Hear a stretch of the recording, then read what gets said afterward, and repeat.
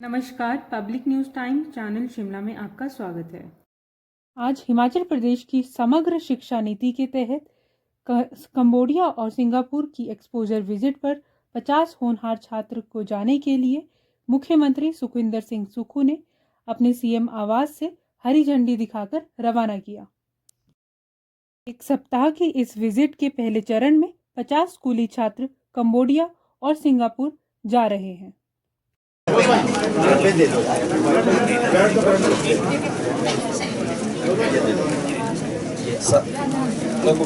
Bag भी दो उनको। मैम कैप सामने कर दीजिए, ऐसे इसको सामने कर दीजिए। बैग पकड़ो बेटा, इनको दो बैग।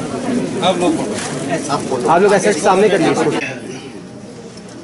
हिमाचल प्रदेश के लोकप्रिय एवं कर्मठ मुख्यमंत्री ठाकुर सुखविंदर सिंह सुक्खू जी, हमारे बड़े भाई, यहाँ पर उपस्थित हमारे कांग्रेस पार्टी के वरिष्ठ नेता एवं पूर्व मुख्य संसदीय सचिव सोहनलाल ठाकुर जी, यहाँ पर उपस्थित हमारी बात कर रहा था।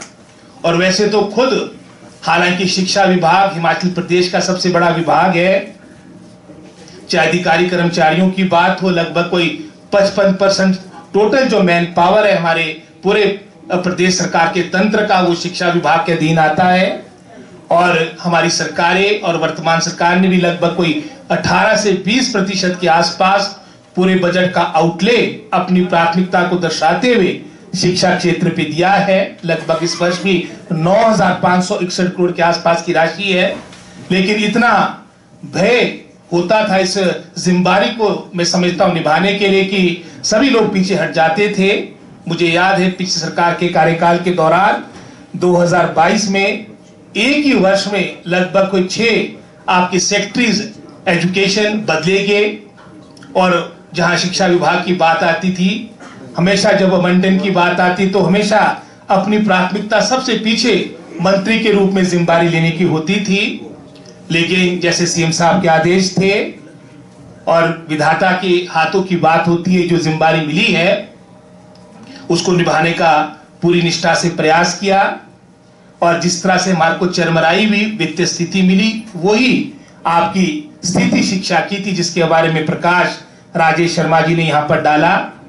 हिमाचल प्रदेश शिक्षा के क्षेत्र में अग्रणी रहा, चाहे वो डॉक्टर यशवंत सिंह परमार जो हिमाचल के निर्माता रहे उनका दौर था, जो मात्र 1947 में 7% के आसपास साक्षरता दर थी, वो 2011 के सेंसस के अकॉर्डिंग वो 83% पे पहुंची थी। विस्तार हुआ।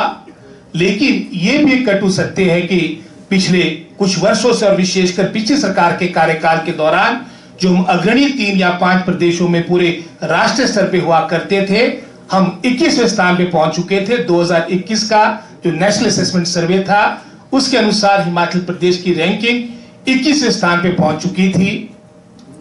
असर की रिपोर्ट 2022 में जो बनी थी पिछली सरकार के कार्यकाल के दौरान, आपका 8वीं का बच्चा 3rd क्लास के और 2nd क्लास के पाठ्यक्रम को पढ़ने में समर्थ था।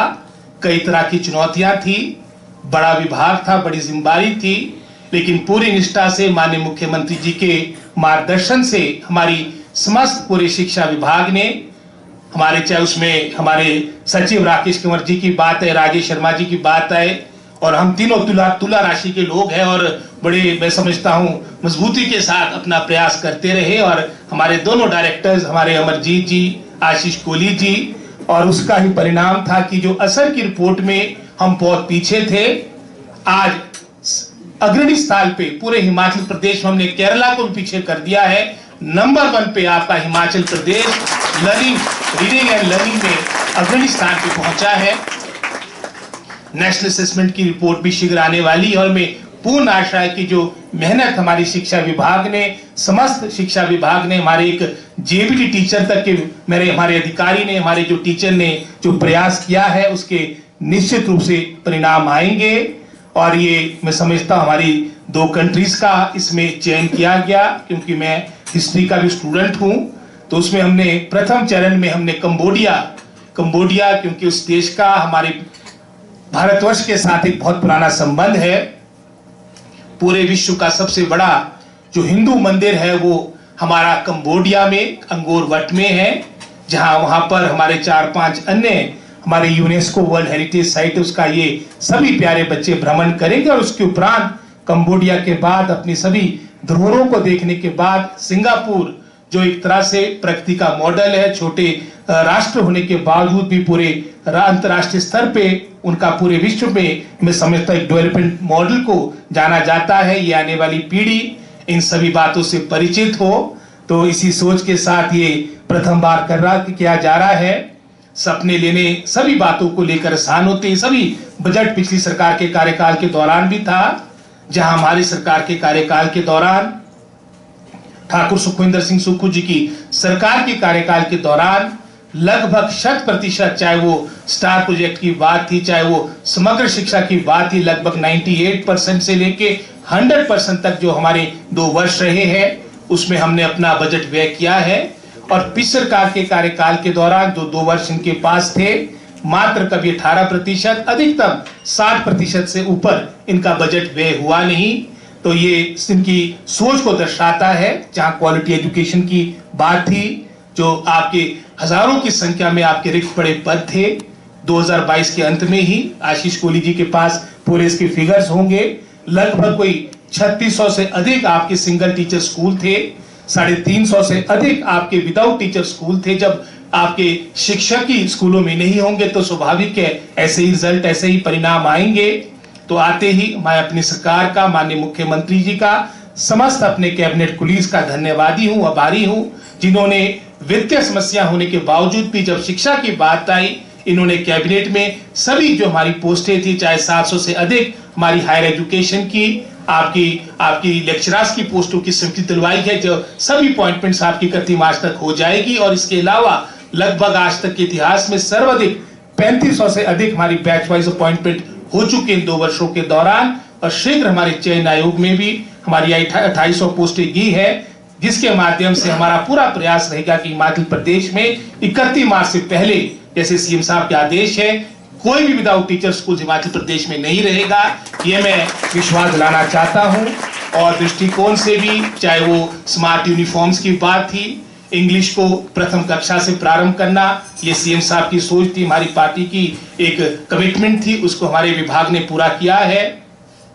साथ ही साथ school of excellence, Rajiv Gandhi day boarding school, ये सभी इनिशिएटिव्स, और सबसे बड़ी बात जो हमारे मुख्यमंत्री ने एक सोच बनाई थी और जिसमें मैं समझता एक मजबूत इच्छा शक्ति की आवश्यकता थी कि ट्रांसफर आपकी शैक्षिक सत्र के दौरान ना हो, ये हमने सुनिश्चित किया। और इस ट्रांसफरों के माध्यम से ही मैं समझता काफी जो आपके विभाग में कई बातों को लेके मैं समझता हूं असंतुलन रहता था, वहां बनेंगे। और जैसा मुझसे पूर्व राजेश जी ने कहा, आज के दिन के हमारे मैं समझता हूं मुख्य हमारे आकर्षण, हमारे गेस्ट, चीफ गेस्ट, हमारे सभी मेधावी छात्र और हमारे मीडिया के बंधु, मैं आप सभी को आदर के साथ संबोधित करता हूं। आज का दिन हिमाचल प्रदेश के लिए ऐतिहासिक दिन है। जब प्रदेश के लिए ऐतिहासिक दिन है तो स्वाभाविक है वो सरकार और शिक्षा विभाग के लिए भी ऐतिहासिक दिन है, क्योंकि आज तक के हिमाचल के इतिहास में ये पहला अवसर होगा कि हमारे गांव के स्कूलों के, हमारे हिमाचल प्रदेश के सरकारी स्कूलों से हमारे बच्चे राष्ट्रीय स्तर पे नहीं, अंतर्राष्ट्रीय स्तर पर हमारा एक्सपोजर टूर होगा।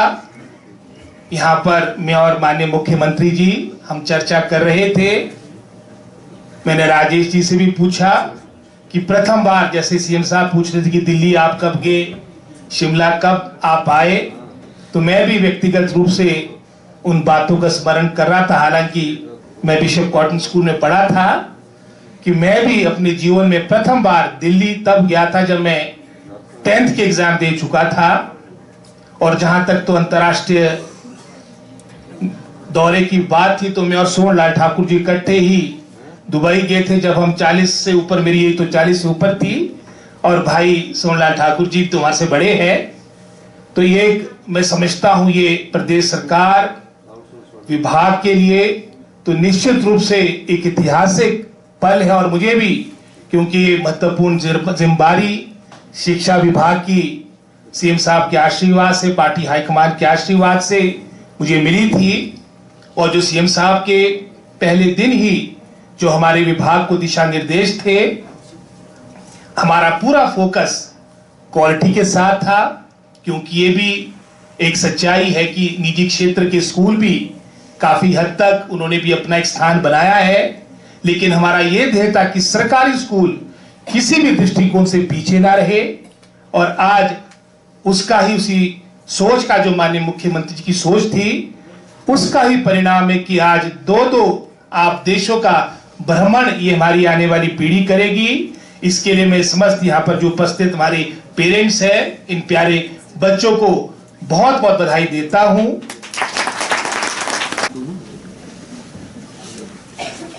आज मुझे बड़ी खुशी हो रही है। खुशी इस बात की है कि मैं भी आपकी तरह गांव के स्कूल में पढ़ा हूँ, ग्रामीण स्कूल में पढ़ा हूँ, सरकारी स्कूल में पढ़ा हूँ। सरकारी स्कूल में पढ़ा हूँ, गांव का स्कूल नहीं था, शिमला में पढ़ा हूँ मैं। तब जब हम पढ़ते थे तो मेरे आपने कई बार सुना होगा, तो 8वीं तक हमको टाट मिलता था और 9th में क्या मिलता था? बेंच मिलता था, और फिर 10th में बेंच मिलता था। फिर हमारी जो कॉलेज में फर्स्ट ईयर और पीयूसी होती थी, अब स्कूल में +2 हो गया। तो मुख्यमंत्री बनने के बाद जब मैंने ऐतिहासिक रिज मैदान पर शपथ ली, तो सबसे पहले मैं उन परंपराओं को तोड़ते हुए मैं अनाथ आश्रम गया और उन बच्चों की भावनाओं को समझा, जिन बच्चों ने अपनी माता को खोया है, अपने पिता को खोया है। उनके लिए सबसे पहले हमने योजना लाई, मुख्यमंत्री सुखाश्रय योजना। और मुझे खुशी इस बात की है कि उस योजना को हमने अमली जामा पहनाया, धरातल पर उतारा, और उन अनाथ बच्चों को पिछले दिनों हमने गोवा घूमने का मौका दिया, जिसमें पहली बार उन बच्चों की सारी पढ़ाई का खर्चा, मैं बच्चों आपको इसलिए बताना चाहता हूं कि जो भी बच्चे ने अपनी माता को खोया हो, अपने पिता को खोया हो, आपके गांव में होगा, उसकी सारी पढ़ाई का खर्चा पैदा होने से लेकर 27 साल की उम्र तक हिमाचल प्रदेश की सरकार उठाएगी। यानी सरकार ही माता है, सरकार ही पिता है। उन्हें चिल्ड्रन ऑफ द स्टेट का दर्जा दिया गया, यानी कि उनको कानून बनाकर ये दर्जा दिया गया। सरकार तो आज आती है जाती है, लेकिन हमने उन बच्चों के लिए कानून बनाया। उसके बाद हमने और क्या देखा कि ये जो पैसा है, इसमें उस समाज के उस वर्ग का भी हक है जो कोई मांग नहीं करता, जो कोई डिमांड नहीं करता, लेकिन उसकी भावना होती है कि मेरा बच्चा भी अच्छा पढ़ जाए। हमने दूसरी योजना लाई, इंदिरा गांधी सुख शिक्षा योजना। उस योजना के तहत पहली क्लास से लेकर 27 साल तक की उम्र के बच्चे की सारी फीस, हॉस्टल का खर्चा, जो विधवा बहनें होती है, हिमाचल प्रदेश की सरकार उठाएगी, जिसकी आय 3 लाख से कम होगी। इसके अलावा अब हम उन बच्चों को भी गोवा भेज रहे हैं जो दिव्यांग है, जो 50% हैंडीकैप्ड हो चुके हैं या नहीं जा सकते हैं। उनके लिए एक हम टूर दिव्यांग बच्चों का बनाएंगे, जो इसी सत्र में हम उनको भेजेंगे।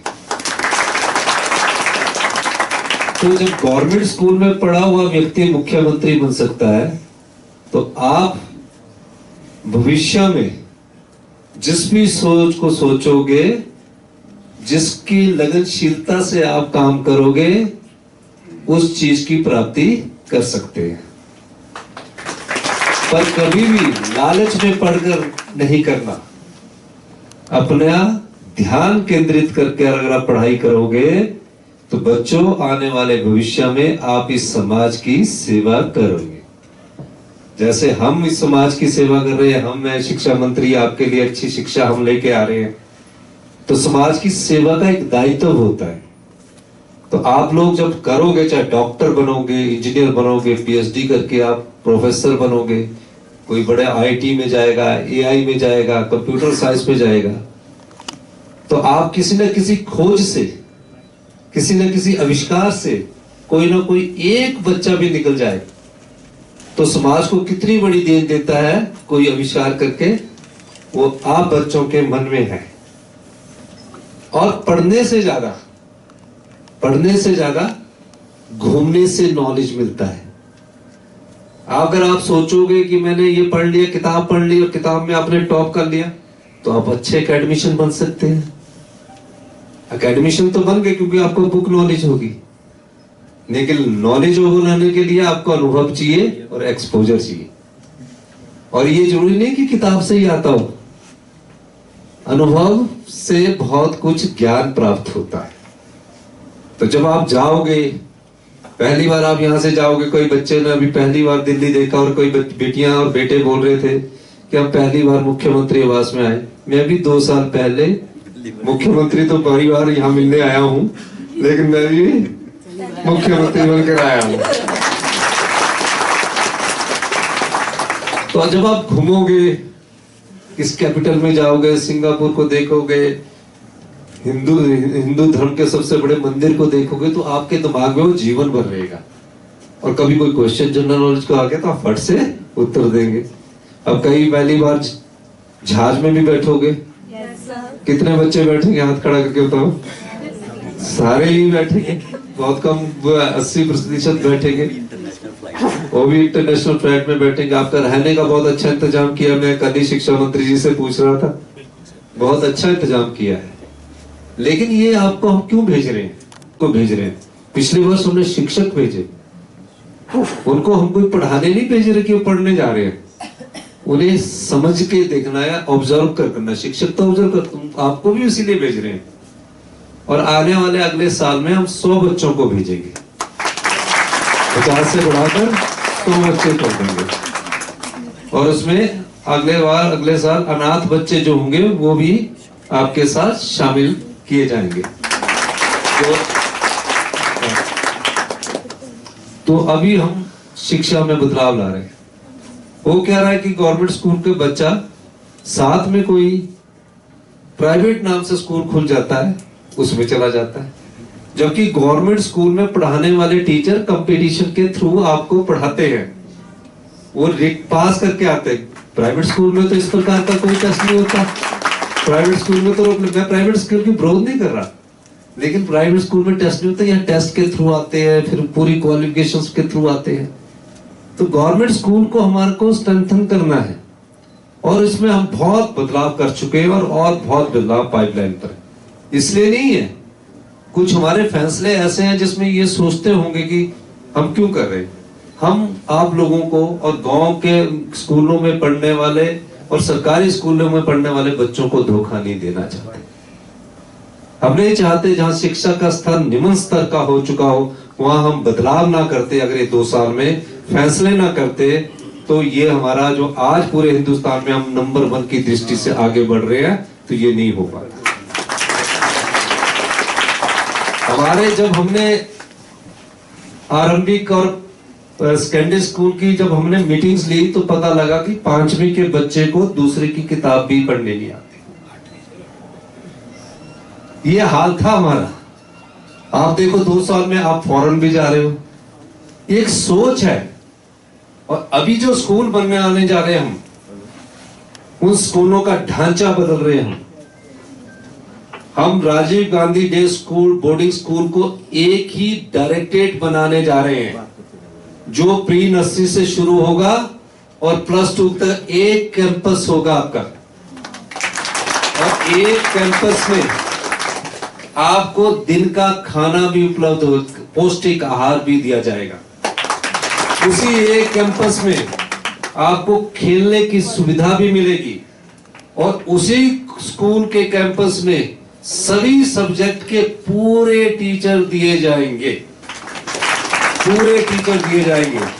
इसलिए टीचरों के काफी पद आएंगे। कॉमर्स का करना है मेडिकल का चाहिए, नॉन मेडिकल का चाहिए, बॉटनी का चाहिए, केमिस्ट्री का चाहिए, ये सब लेक्चर आपको उपलब्ध करवाए जाएंगे। म्यूजिक में चाहिए, ड्राइंग टीचर में चाहिए, आपको सब चीजें सिखाई जाएगी। आपको खेल कूद के लिए बढ़िया ग्राउंड बनाए जाएंगे और ये स्कूल अभी परिवर्तनकारी स्कूल साबित होंगे, लेकिन इसके लिए अभी समय लगेगा। आने वाले 3 सालों में शिक्षा के आधारभूत ढांचे में महत्वपूर्ण बदलाव करने की योजना है। जब अभी अगला बजट आएगा उसमें कई क्रांतिकारी हम योजनाएं लेकर आ रहे हैं। अगला बजट व्यवस्था परिवर्तन जो हमारी सरकार का नारा है, उस दिशा में शिक्षा के क्षेत्र में क्रांतिकारी बदलाव आएंगे, हेल्थ सेक्टर में क्रांतिकारी बदलाव आएंगे, ग्रामीण अर्थव्यवस्था को मजबूत करने के लिए क्रांतिकारी बदलाव आएंगे और हिमाचल प्रदेश को समृद्धशाली बनाने के लिए हम बदलाव लेकर आ रहे हैं। और ये बजट लिखते समय एक दिन का काम नहीं होता है। अभी से ही बजट लिखना हमारा शुरू हो चुका है। और बजट कैसे बनता है? जो इर्द गिर्द के 4-5 किलोमीटर के स्कूल है उनका एक कैंपस होगा। आज आप सेंट्रल स्कूल देखते हो, एक सेंट्रल स्कूल में पढ़ने के लिए आप 10-15 किलोमीटर भी दूर चले जाते हो।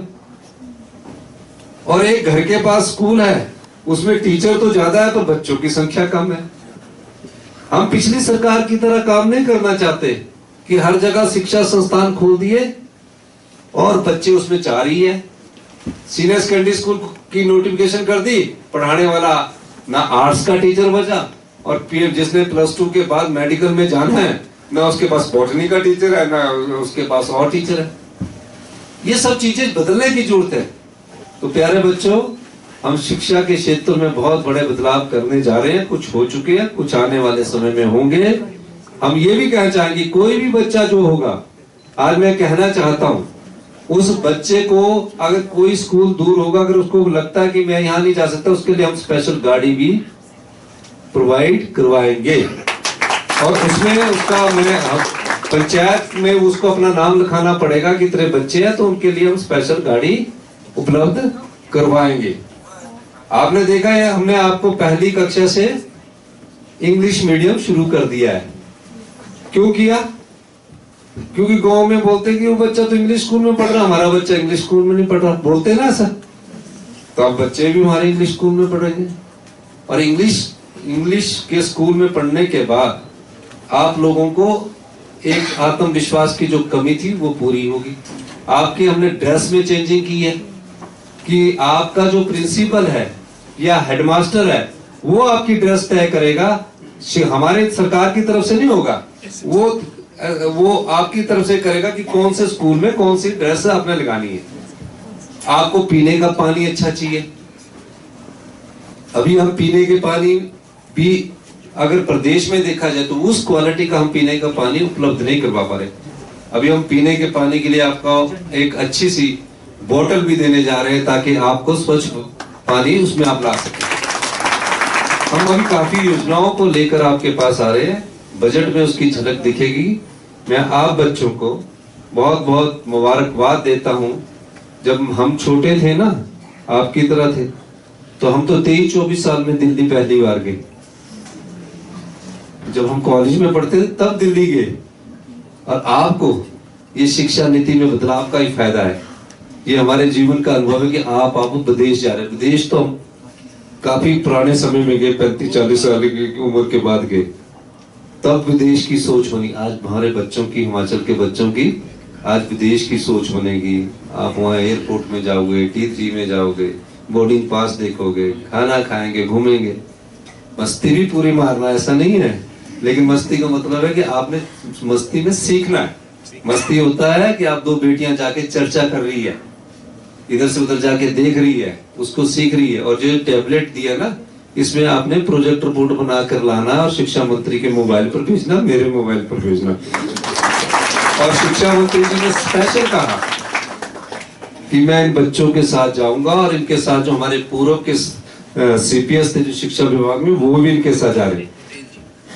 इन्होंने स्पेशल टाइम निकाला अपने बच्चों के लिए, लेकिन मंत्री के पास इतना टाइम नहीं होता। मैंने कहा बहुत अच्छी बात कर रहे हैं, आप जाइए, इतना समय नहीं है, क्योंकि हम इनको 5-7 दिन, क्योंकि अभी हमने कहा आप जाओ, क्योंकि आपके साथ हमारे लेडीज टीचर भी जा रहे हैं, सब रिस्पॉन्सिबल जा रहे हैं, और आपके माता पिता जो आए हैं उनको ये आश्वासन देना चाहते हैं कि ये हमारे भी बच्चे हैं और उनके साथ पूरा ख्याल रखा जाएगा। कोई भी आपको शिकायत होगी तो शिक्षा मंत्री जी को पकड़ लेना आपने ना, विवाह पकड़ लेना ना। कोई भी अगर शिकायत होगी, कोई भी चीज की जरूरत होगी तो इनको पकड़ लेना, ठीक है। तो अभिभावक के रूप में ये भी पहली बार होगा हिंदुस्तान में जो आपके लिए जा रहे हैं। इस तरह आपने ये देखना है। तो प्यारे बच्चों, आज गांव के सरकारी स्कूलों के बच्चे उन चुनौतियों का सामना करने के लिए हम तैयार करना चाहते हैं जो भविष्य की चुनौतियां हैं, जो टेक्नोलॉजी की चुनौतियां हैं। अभी हमारी बदलाव यही नहीं रुकने वाला, ये बदलाव एक सोच का बदलाव है, और भविष्य में हिमाचल की एजुकेशन पूरे इंडिया में आप 4-5 साल बाद देखोगे आप नंबर 1 होंगे। उसके लिए हम और बदलाव कर रहे हैं और करते रहेंगे, और ये बदलाव किसी को दुखी करके नहीं है, आप किसी को भी दुखी करके, ये बदलाव समाज के उन बच्चों के भविष्य को निखारने का एक क्रांतिकारी परिवर्तन है, जिससे आप कहीं भी खड़े होकर ये बोल सकते हैं गर्व से कि हम हिमाचल प्रदेश से आते हैं। उस आत्मनिर्भर हिमाचल प्रदेश से आती है जो 2032 में सबसे समृद्धशाली और अमीर राज्य बनेगा। यही मैं कहना चाहता हूँ। आपका बहुत बहुत धन्यवाद। जय हिंद, जय हिंद। श्री रोहित ठाकुर जी, शिक्षा मंत्री हिमाचल प्रदेश, व यहाँ पर उपस्थित उच्च अधिकारी गण और यहाँ पर जितने भी अभिभावक उपस्थित हैं, और मेरी छात्र साथियों को, आप सभी को, व यहाँ पर जितने भी गणमान्य हैं उन सभी को मेरा नमस्कार।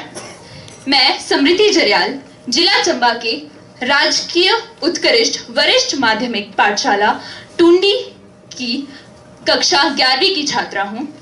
महोदय जी, अंतर्राष्ट्रीय एक्सपोजर विजिट पर जाने वाले 50 भाग्यशाली छात्रों में, विद्यार्थियों में की सूची में अपना नाम पाकर मैं अति उत्साहित हूँ, खुश हूँ।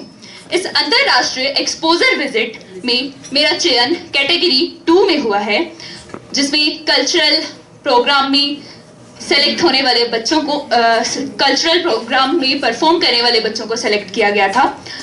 हमारे विद्यालय के विद्यार्थियों ने रोल प्ले में राष्ट्रीय स्तर पर NCERT नई दिल्ली के तत्वाधान में अपनी प्रतिभा का प्रदर्शन किया था, जिसमें मैं भी शामिल थी। उस समय मैंने कभी ये नहीं सोचा था कि हमारी प्रस्तुति मुझे विदेश यात्रा जैसा रोमांचकारी व अविश्वसनीय अवसर प्रदान करेगी। इस सुनहरे अवसर का श्रेय मैं हिमाचल प्रदेश सरकार को देना चाहती हूँ, जो कि इस तरह की योजना लाई और देहात और पिछड़े जिलों के बच्चों को भी विदेश जाने का सौभाग्य प्राप्त हुआ। यह पल एक सपने के पूरे होने जैसा है, इसलिए विशेष धन्यवाद करना चाहूंगी मैं मुख्यमंत्री हिमाचल प्रदेश श्री सुखविंदर सिंह सुक्खू जी का, इसीलिए और हमारे शिक्षा मंत्री रोहित ठाकुर जी का, और शिक्षा सचिव राकेश कंवर जी का भी, और निदेशक समग्र शिक्षा श्री राजेश शर्मा को भी तहे दिल से मैं आभार प्रकट करती हूँ, जिनके अथक प्रयासों से मैं और मेरे साथ अन्य 49 साथी विदेश भ्रमण पर जा रहे हैं। इन सभी का तहे दिल से धन्यवाद। मैं अपने विद्यालय के प्रधानाचार्य महोदय तथा तमाम गुरुजनों का भी धन्यवाद करना चाहूंगी, जिनके उचित मार्गदर्शन में मैं रोल प्ले में राष्ट्रीय स्तर तक निष्पादन कर पाई। मैं अपनी माता पिता का भी धन्यवाद करती हूँ, जिन्होंने मुझे इस विदेश शैक्षणिक भ्रमण पर जाने की आज्ञा दी तथा मेरा हर परिस्थिति में साथ दिया और सहयोग प्रदान किया।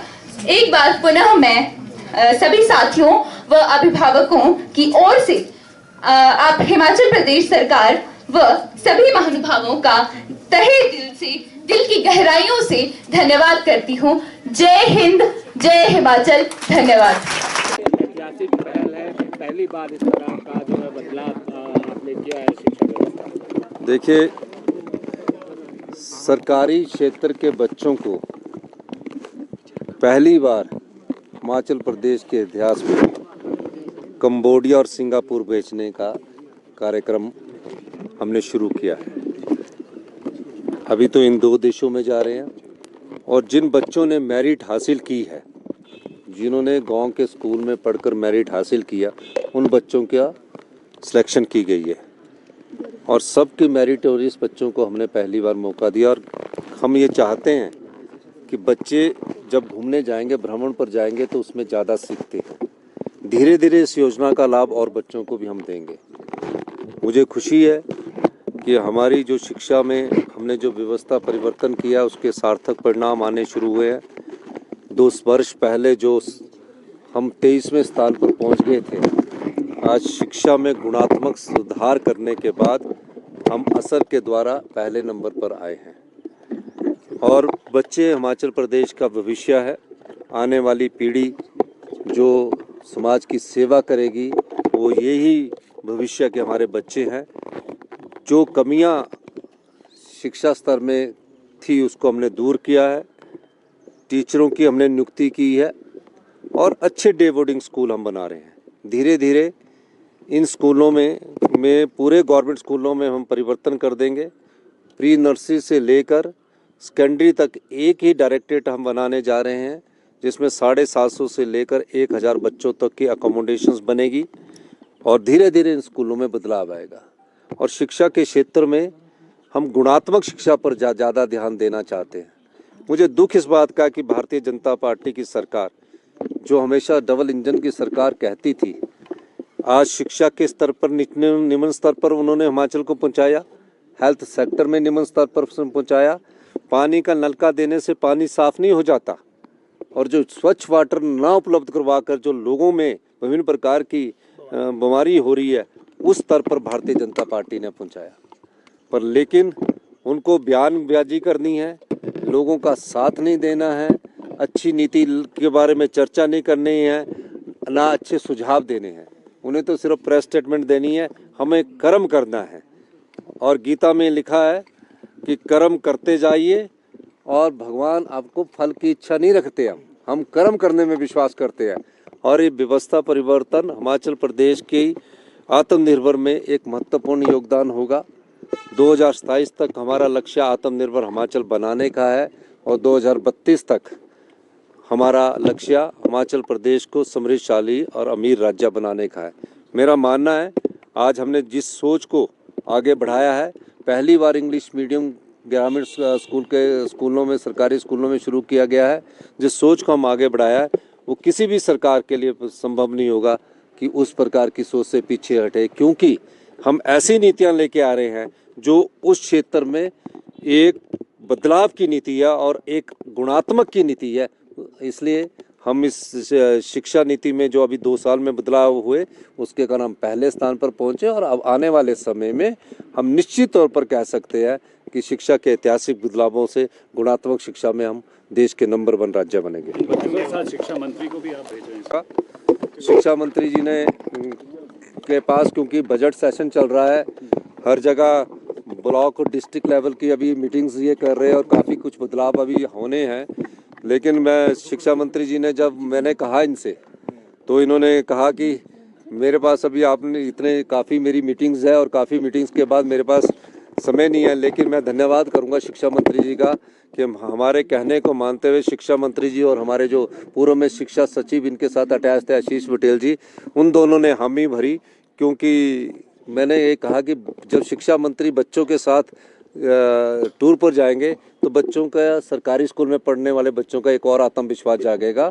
और अभिभावक के रूप में जा रहे हैं, मंत्री के रूप में तो ये दिशा निर्देश देते हैं, लेकिन अभिभावक के रूप में जाकर ये बच्चों के साथ घुल मिलकर उनसे भी कुछ सीखेंगे, हम लोग भी उनसे सीखते हैं। बहुत बहुत धन्यवाद। नेता प्रतिपक्ष सवाल sir Saksham Rana, sir government senior secondary school Karoa Kangra.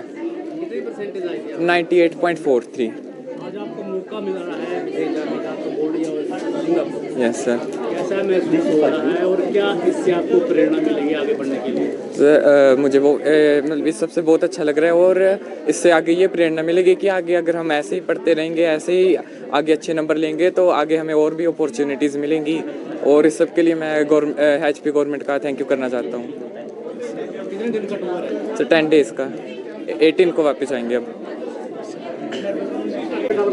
मेरा नाम कशिश है, हमीरपुर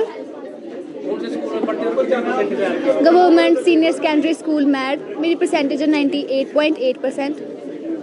कैसा लग रहा है आज विदेश जा रहे हैं?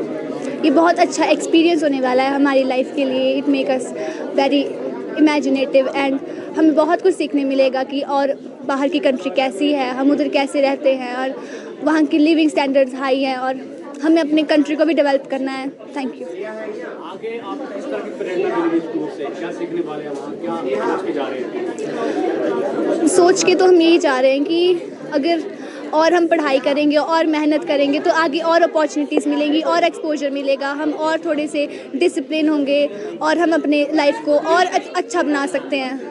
Thank you.